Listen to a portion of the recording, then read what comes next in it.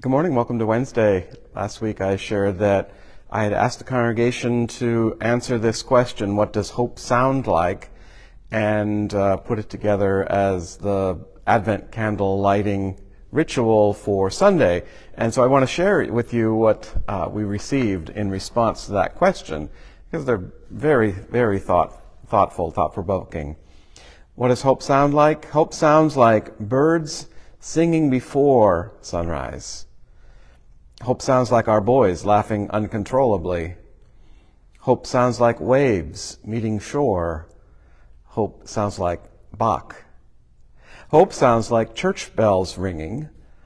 Hope sounds like someone saying, I choose to trust God when things are bleak. Hope sounds like a beating heart. Hope sounds like the voices of children singing at Christmas carol camp, like laughter and a newborn baby, a voice of comfort and kindness.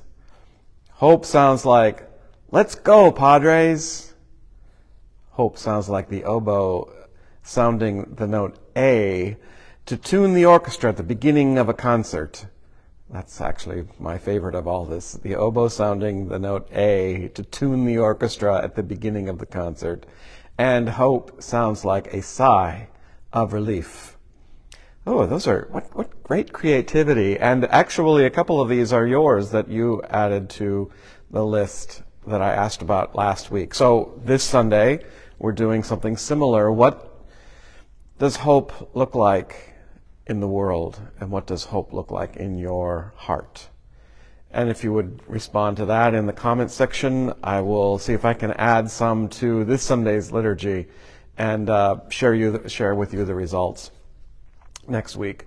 So hope this week, hopeful gratitude, all based on hope. Have a good one.